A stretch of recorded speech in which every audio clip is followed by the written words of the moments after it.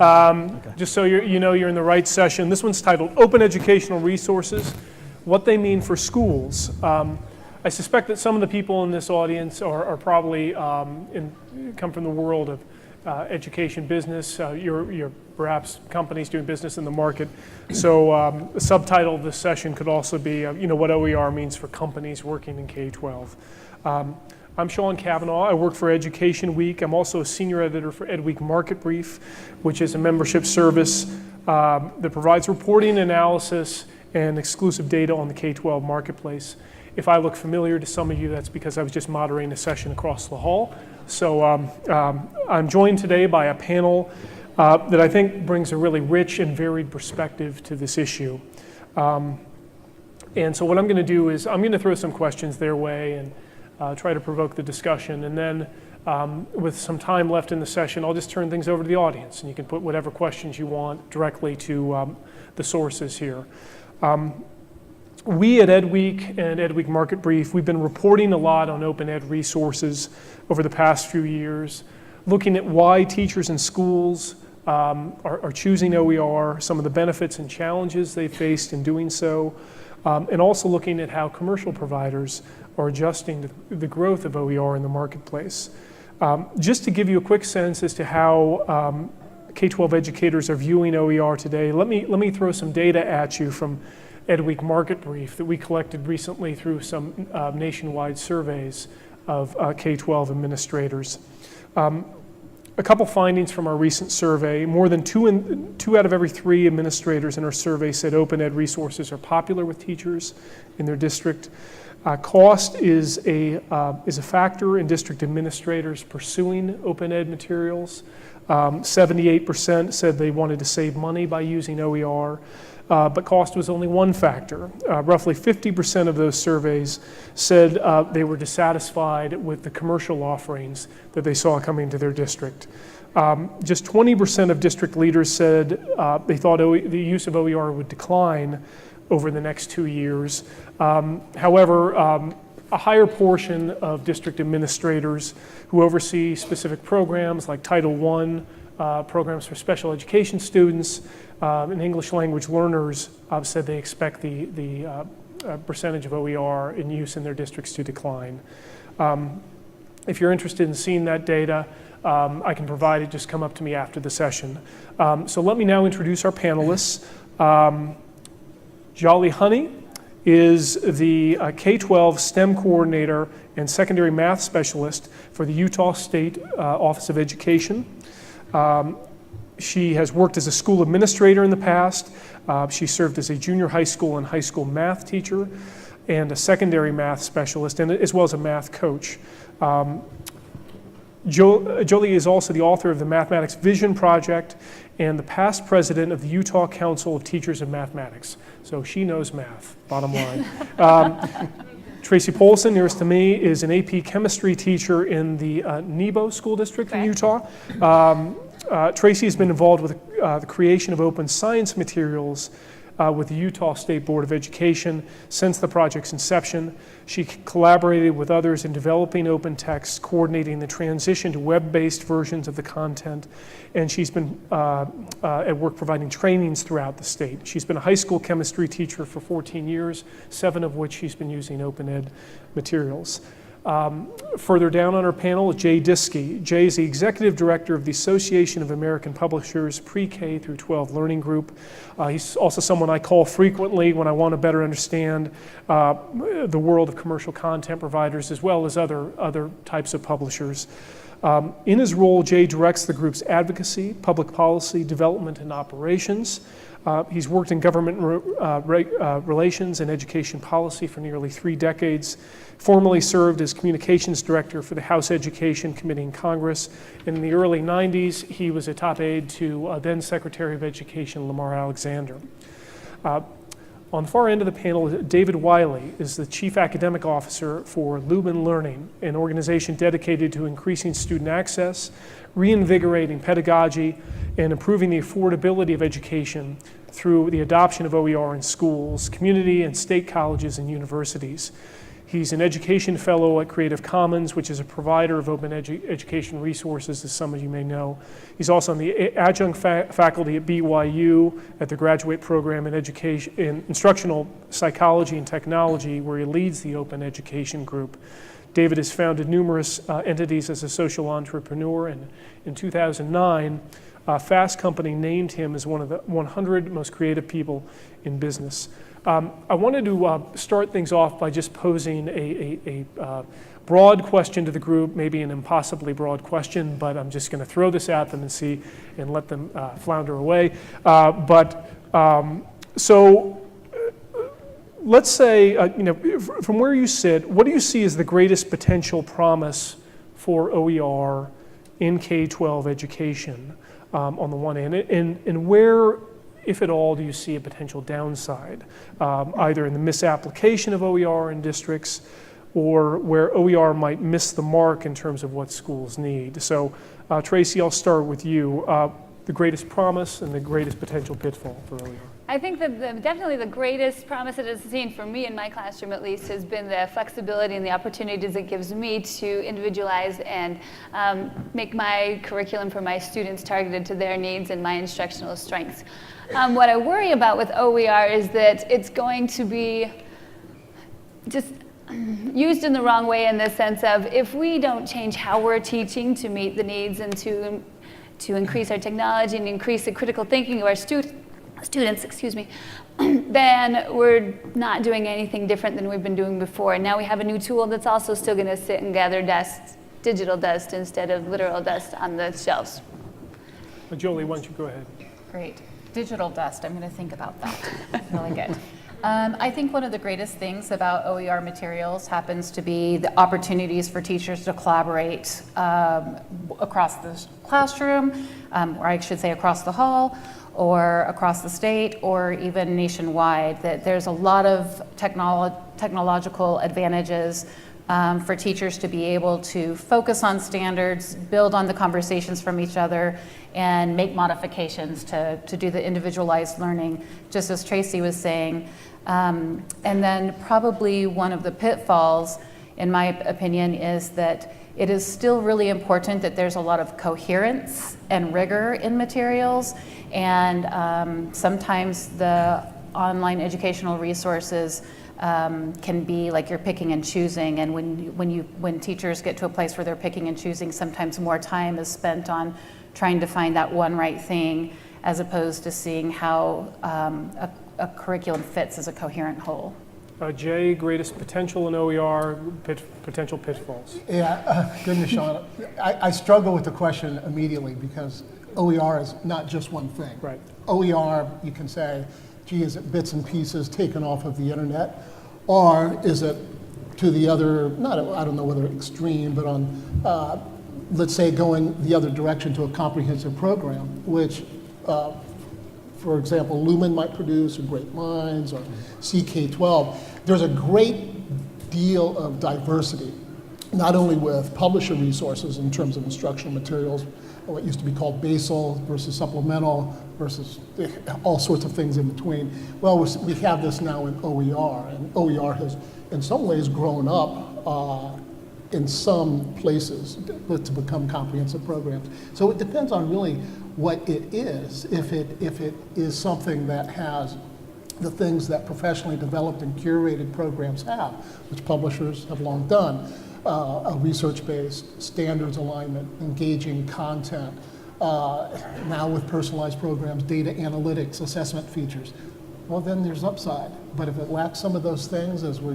move into a digital, or have moved into a digital personalized learning world, then there's some real downsides. Right. David, potential on the one hand, pitfalls on the other.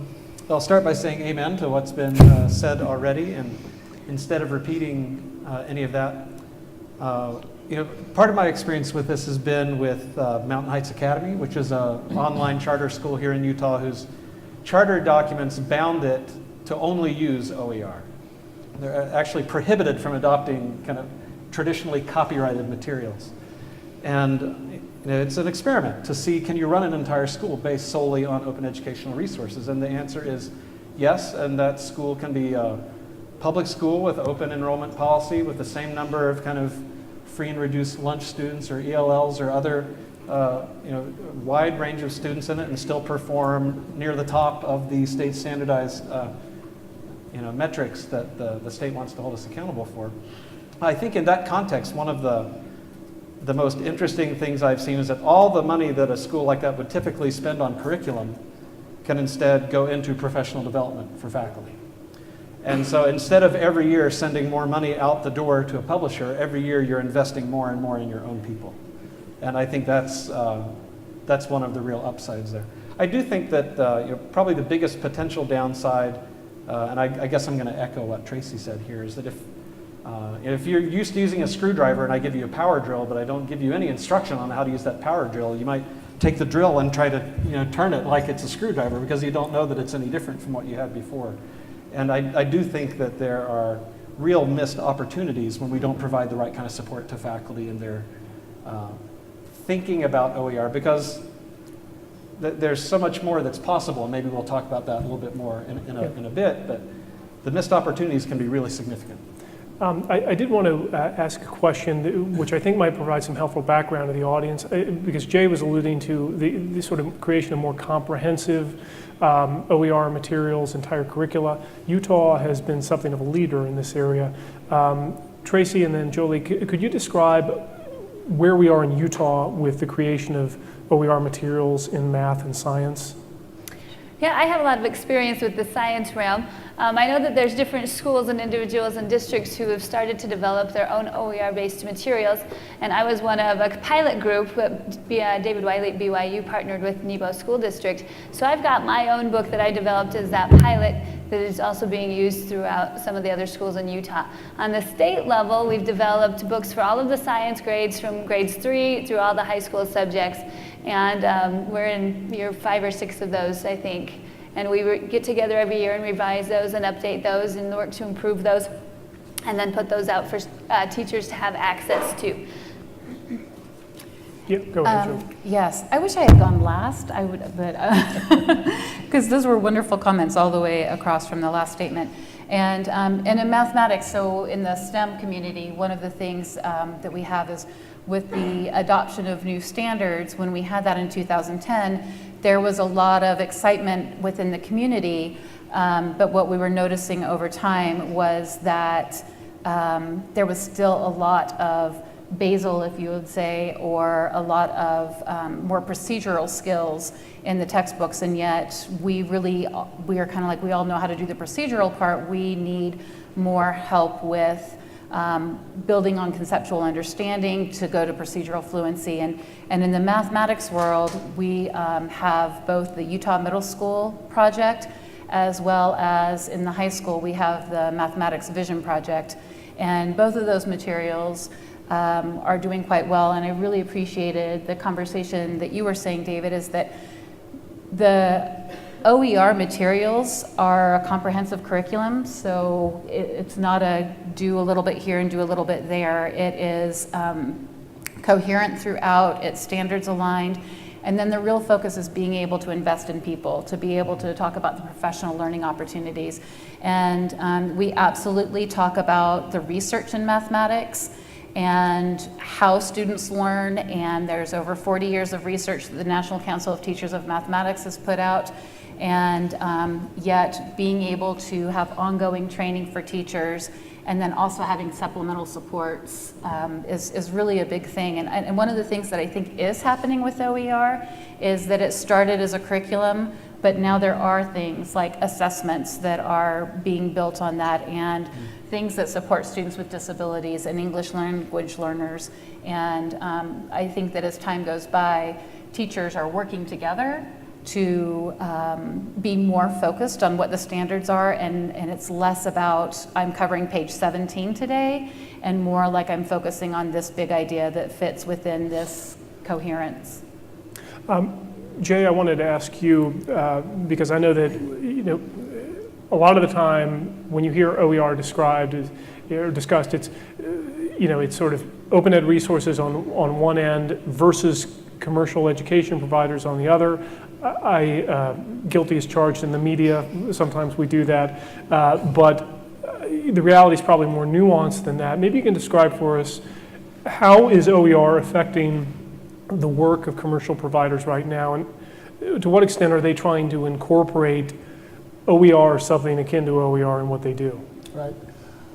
I think that what we have seen, and I've been thinking a lot about the job I have because I started it 11 years ago this month, and so I think, wow, I've been hearing about OER since the moment I stepped in the door in 2006, and back then it was kind of you're for OER, you're against OER, and there was that debate. What I have seen over the past, I would say 3 to 4 years, particularly the past 2 or 3, is a real blending of professionally developed and curated resources with OER.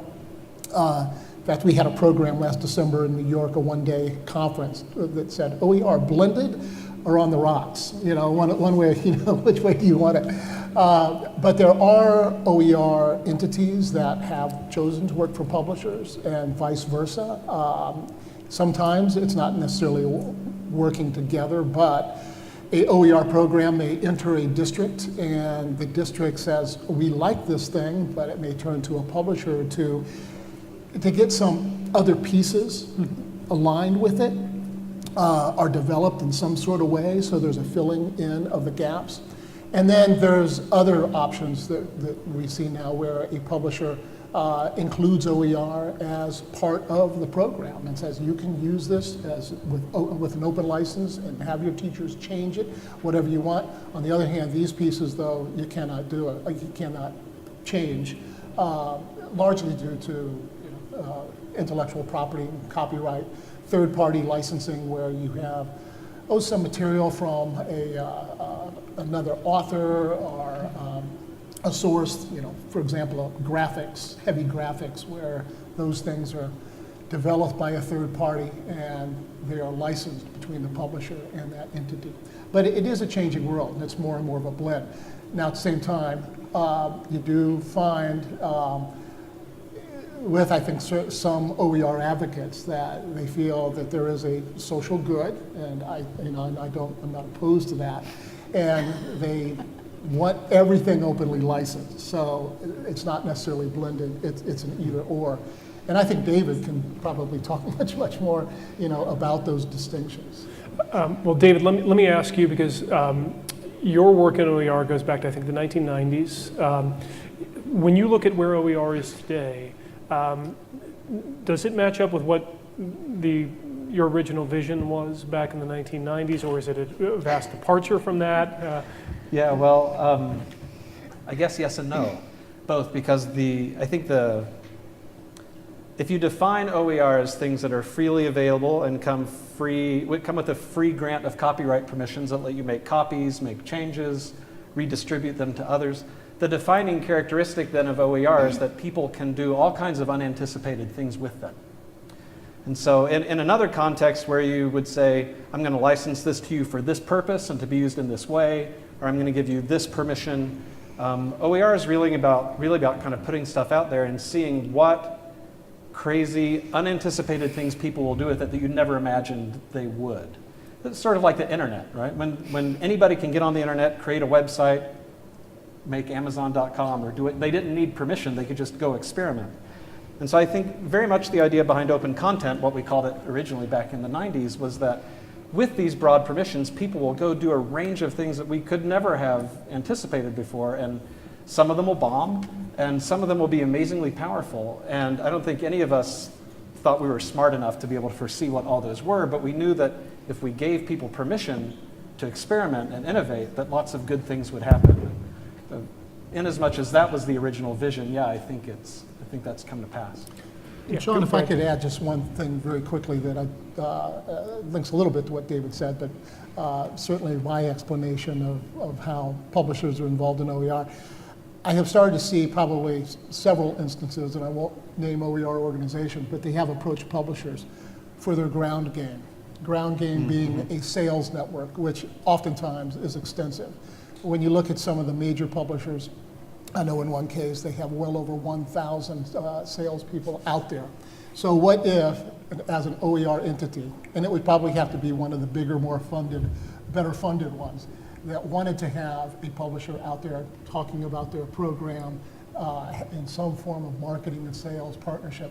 I haven't seen, and David would know much more about this, I haven't seen the OER entities necessarily having that ground game.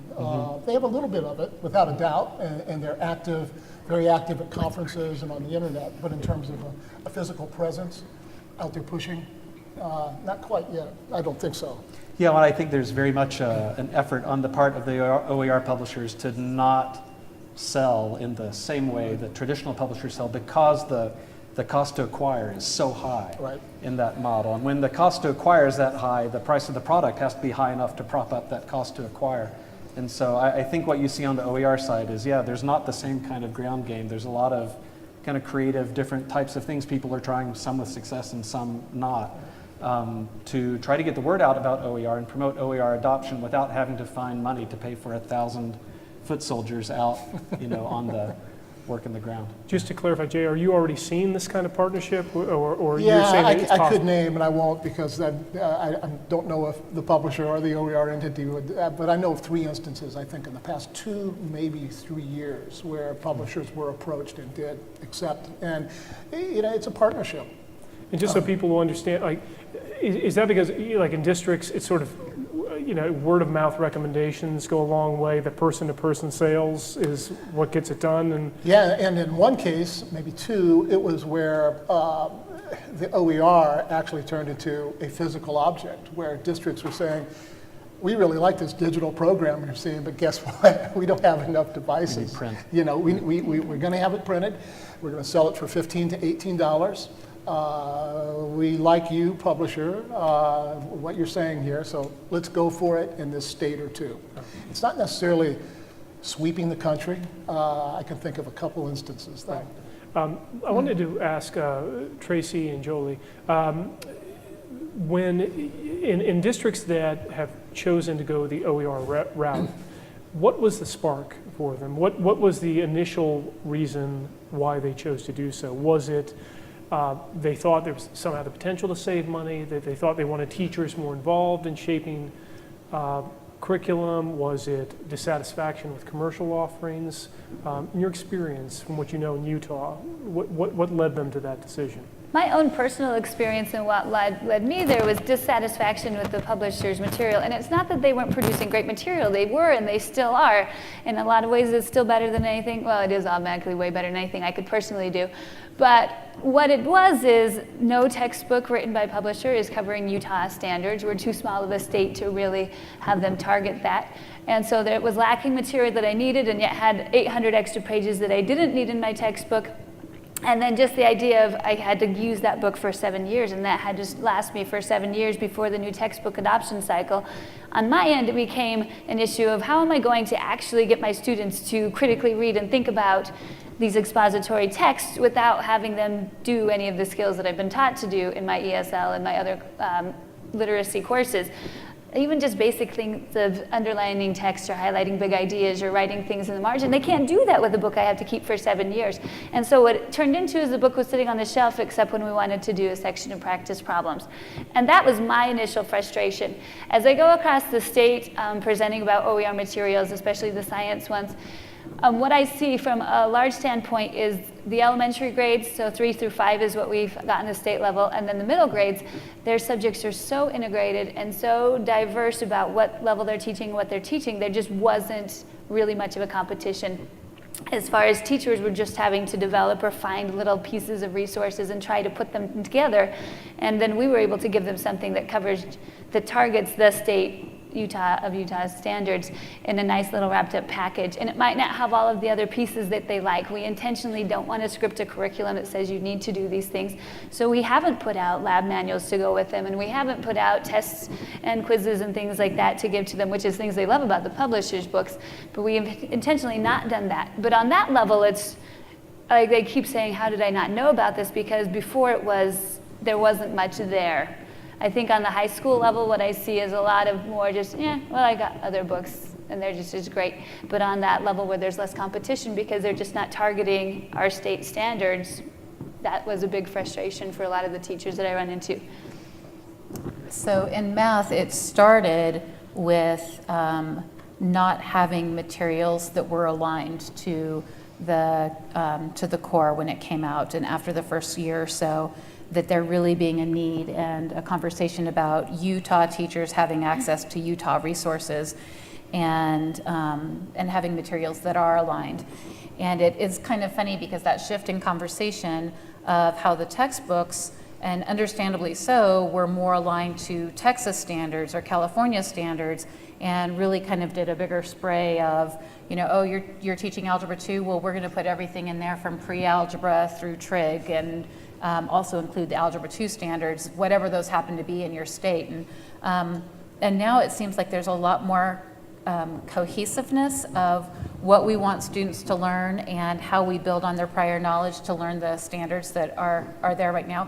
So it started with a lack of resources that aligned to the standards, but then over time I think that people are very much interested in the professional learning, and I think that people are also interested in I doing the same thing of not naming names, but there are some large districts across the nation that are using the IMET tool in mathematics and finding that there are some OER materials that really do have that coherence and have the support, and then the professional learning that we were talking about earlier to really help with training teachers. Jay, I'm not going to ask, you can possibly have you asked to defend the publishers when a district says, well, a publisher didn't meet this need or that need, so we went to OER. I mean, but what's your response to when you hear of districts saying the commercial provider was falling short in this one area or that one area, therefore we went the OER route?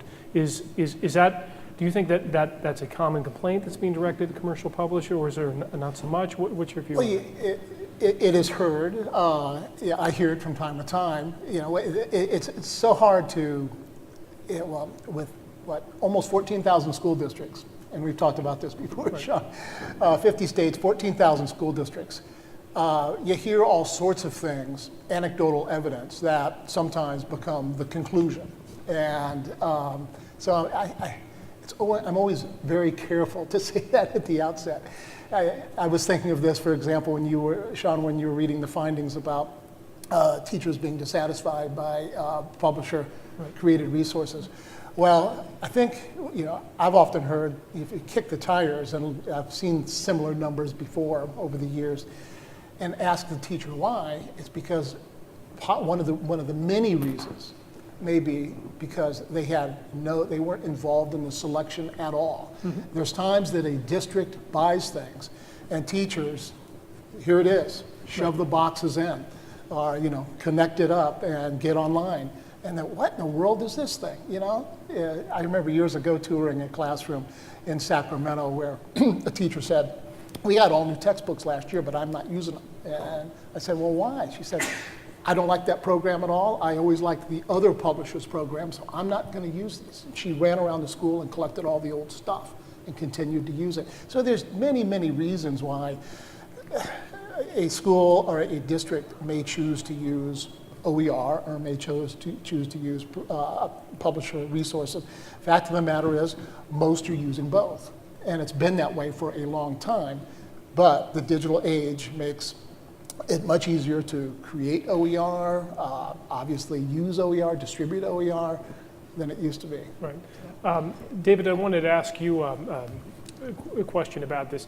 In full confession, occasionally I've written about OER where some providers come out and said, well, we've got this new set of OER materials, and then someone will write to me and say, that's not OER. That doesn't meet the definition of true OER. Mm-hmm. What do you think the true and accurate definition of OER is, and how careful should we be in describing what OER is versus something that doesn't quite meet that definition? Sure. If you ask people who you would recognize as people who are in the OER community, the majority of them would point at the Hewlett Foundation's definition. UNESCO also has a definition. There are a number of definitions that are kind of interchangeable because they all use the same different words to say the same things. Free plus permissions. And there has to be this aspect of permission to make changes, permission to take two or more things and put them together, permission to take the verbatim copy that you made or the new thing you've created and share it freely with others. Without that set of permissions, what you have might be free, it might be highly effective, but it's not open without those permissions by any definition kind of adhered to by any member of the community. Now, people outside the community will say, well, this is very low cost, and so it's open. Or in our digital platform, we have an API that you can access, therefore it's open.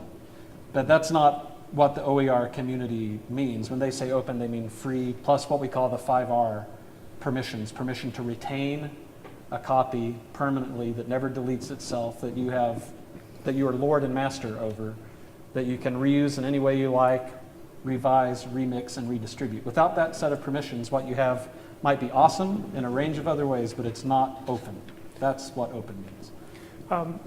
Let me ask the educators on the panel here, Tracy and then Joleigh. I mean, when I've reported on districts that have gone with OER, one of the things that they've told me is when they got to the end of the road was, it's great, our teachers were very involved in the creation of these materials, but man, it was a lot of work. They were, in some cases, districts created OER almost from the ground up and assembled the resources.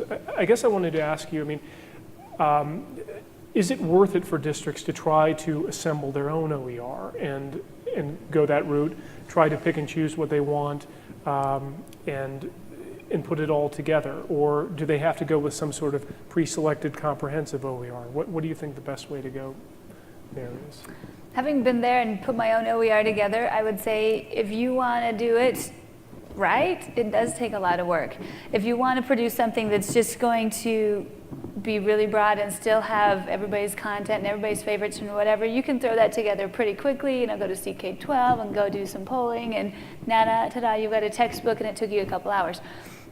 But once again, if you want to actually change how teachers are teaching, if you want to implement different teaching strategies, if you want to improve and change how students are learning, that's going to take work to develop something and it's going to take training to get there. I think it was worth it for me. It changed how I was teaching, but I didn't have 5 kids back then when I was putting them together. So I don't know if I could do that now. Well, Joleigh, your thoughts. I mean, can districts realistically assemble, pick and choose OER, put it together on their own, or? I think one of the in fact, this kind of goes back just a little bit to the district conversation and the textbooks. I think that it originally was publishers not making the shift because it happened so quickly with the change in the core. But I absolutely believe that the textbooks are there now. So I want to be really careful that when I was making that comment earlier, that it's not that publishers haven't responded and good things haven't happened. And I really like that it's not a us versus them kind of conversation. Especially in my role, we just talk about what are some instructional materials that we want teachers and districts to look at. So how I'm connecting the last question to this one is that I think what is most important is that teachers come together and collaborate and talk about how are they teaching the standards. And it's a lot of times it's so much nicer and easier when that coherent set of materials are already there. Because trying to cobble and put things together is not good. I'm so sorry. Trying to cobble and put those pieces together takes a lot of work, and a lot of times it is like trying to take a broken vase and glue it together, and you don't want to. What was the initial response to teachers when they started using OER in the districts you're familiar with in Utah? I mean, was it immediately positive? Did it take was there a long sort of turn it took, or what was the response? It was very mixed. My experience, so I can't say everybody's experience, but our conversations and what we heard was that there was mixture. So one of the things is that teachers, some of them also felt like they were having to cobble and having to create their own resources. And in some districts where they were doing that, their scores actually were higher than other districts who said, I just want to wait and kind of use what I've been using in the past. And there's, there's a lot of different reasons for that. But one of the conversations And I don't mean to sound like a broken record, but it's almost like in some ways, it doesn't matter what curriculum you're using. What matters is that you know where students have come from and where they're going. And when teachers stop to take the time to look at that, or else they have curriculum that really does focus on the standards that you want students to learn, and then they're supported with the professional development to make that happen, really great things happen for kids. Jay, I wanted to ask you, I mean, when you're talking with commercial nonprofit content providers, publishers, and they're talking about OER, and they're saying, we can do this, and OER just can't match this at this point. What do you hear them saying? What is the argument you hear them saying in terms of, I don't know, support, professional development? What is the case they're making to districts about what they can do that OER can't do? It usually does fall into the service realm. That there's a lot of things that publishers and for-profit education companies, and even not-for-profit, if they're at scale, they do a lot of things to support the curriculum. They update the programs. Well, in fact, I remember probably the first time I ever spoke about OER on a panel in 2007. I had this distinction like, look, OER is not free beer. It's like it's a free puppy. You have to care for it. You have to clean up mistakes. You have to. It really is, and there is that distinction. So I think that where the OER, the established programs have fallen short, and David, please correct me if I'm wrong. I don't know all that much about yours, but. The idea that you create a program and throw it out there. Well, oftentimes the districts do require some levels of support, professional development, and again, publishers have done that. So there's one other thing, and just to add on to this, which I think is very much true with OER, which is keep in mind, and as we all know, teachers have long created their own materials. I made that point earlier. For many, many years, the publisher's greatest competition was the districts themselves. I mean, going back decades, because OER was being created. It wasn't called Open Education Resources, but teachers would be hired by the districts to put time in during the summer to write things, and these things would be printed up as workbooks, textbooks, whatever. And used. Well, guess what? I think in some ways, programs that come from places like Lumen and the other more established OER producers may just be plugging those sort of holes or gaps in the district. It's not to say that some districts don't have teachers working on OER, but I think they are filling that hole at times. David, just your response to that, I mean, in terms of what kind of arguments can commercial providers make that right now, in the environment the schools are dealing with, they can do this, that, and the other better than open educational providers? Are there legitimate arguments that they can make? Yeah, well, I think you've seen in the last couple of years, a real attempt to blend content and platforms into what we now call courseware, where there might be integrated assessment and analytics and things like that. And when you get content and platform blended in ways that become hard to disentangle, then when you look at OER, you say, well, OER is just content. So OER can't compete with this courseware because it lacks that platform component, lacks those capabilities. Now, of course, you can take OER and you can run it in a number of platforms and get those same capabilities. But if you think about OER as kind of static content that has to live outside of a platform and just be served up off a vanilla web server or something like that, then there's an argument to make there. I love the free as in free beer, free like a puppy. You can use it too. I actually prefer free as in sunlight. And by that, what I mean is that sunlight happens and it's there and it is available, but to actually leverage it in predictable ways to do things like cool your house or run the Wi-Fi or whatever it might be, you need some technology, you need some expertise. That's got to be run, it's got to be hooked up to the grid in some way. There are lots of OER out there just sitting on websites, but without someone, whether it's a person inside the district or an outside partner like Lumen or someone else, if you don't have some technical capability and some expertise and some training and support, the sunlight can do so much on its own, but to really make it predictable and to store that energy and use it overnight and things like that, it takes a little more. And historically, publishers have been better at that, providing that more part than the OER providers have been. Tracy and Joleigh, let me ask you, in your experiences working in schools, what have commercial publishers done especially well, where you've thought, never had a point of dissatisfaction with what they're offering here? Because, quite frankly, as a reporter, I talk to teachers all the time who say that when they get a good textbook, it helps shape their entire academic year. It helps them order lessons, helps them think about topics in a deeper way.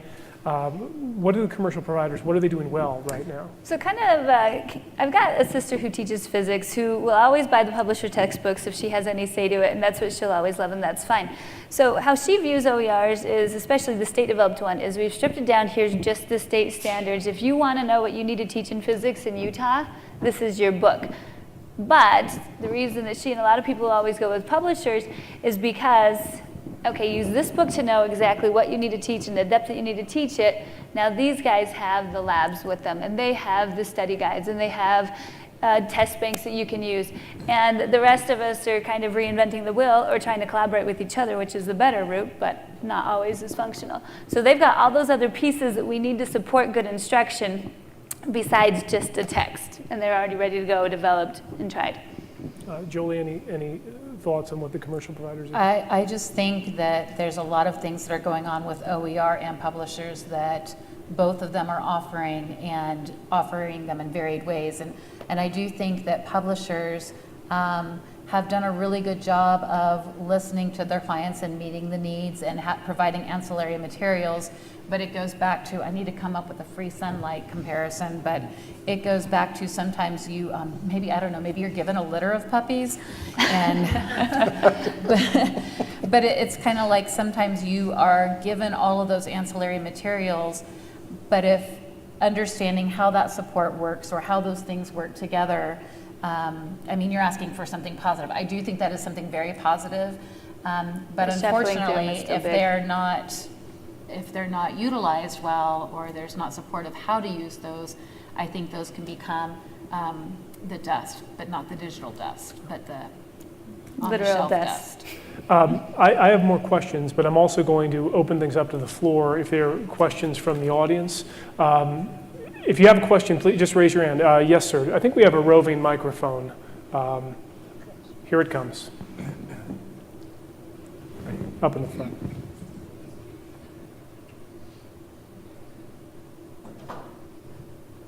Great, thank you.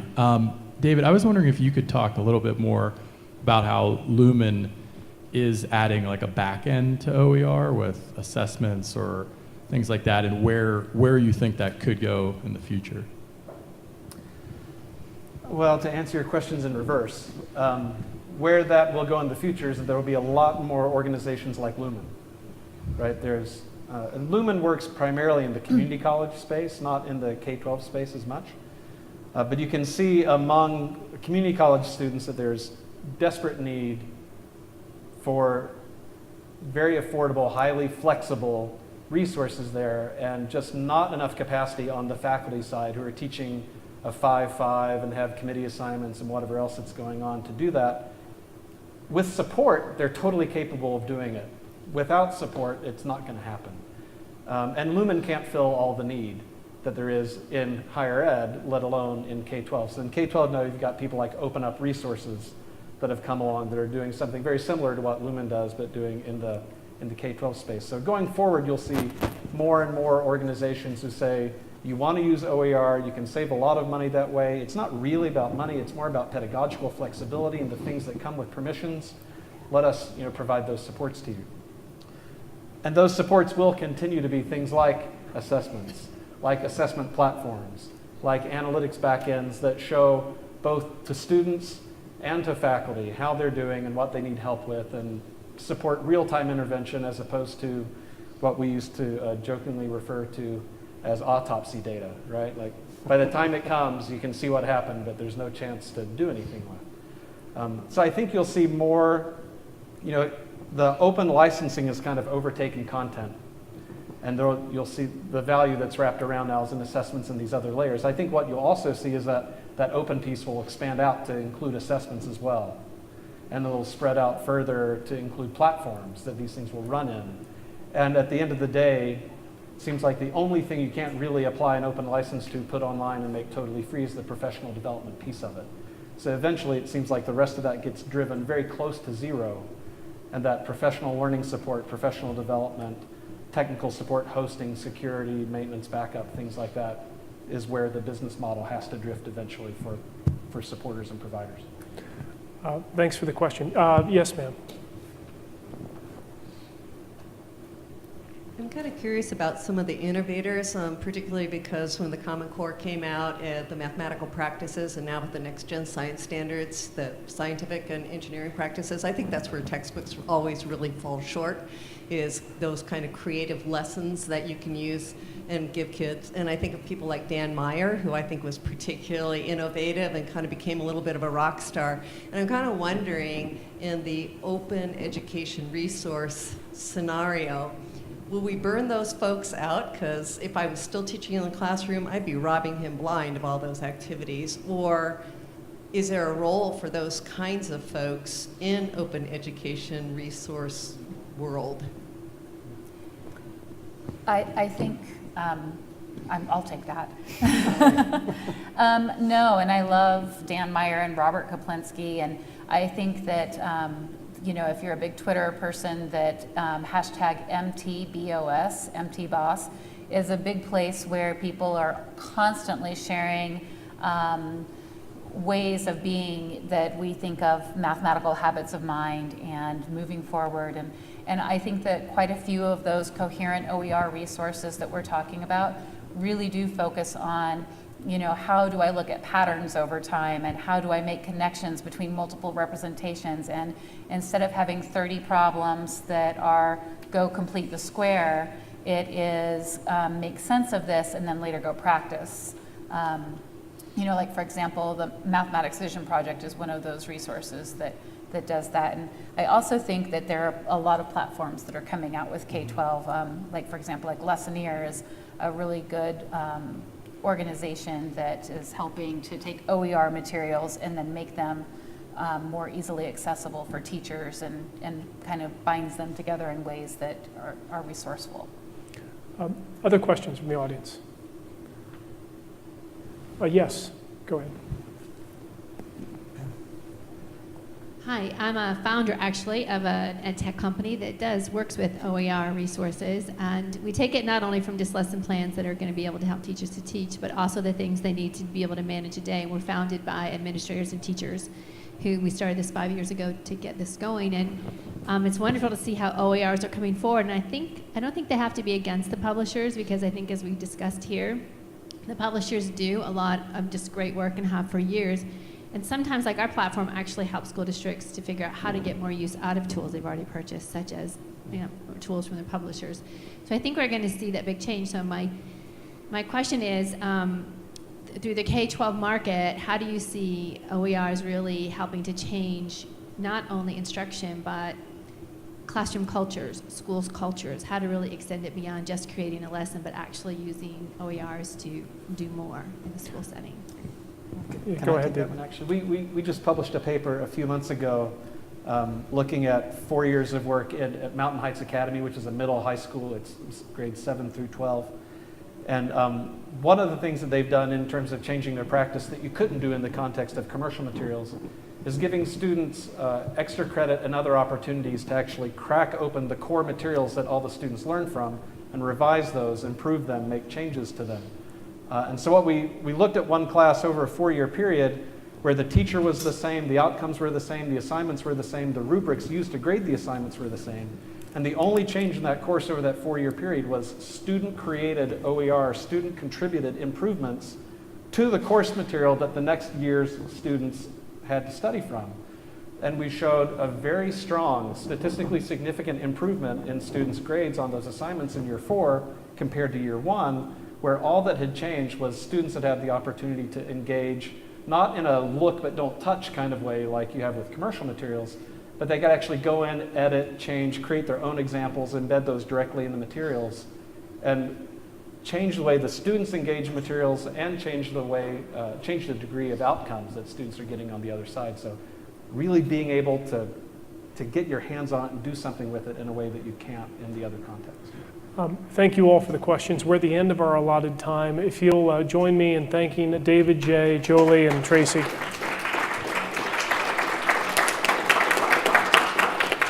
And thanks to everyone for coming today.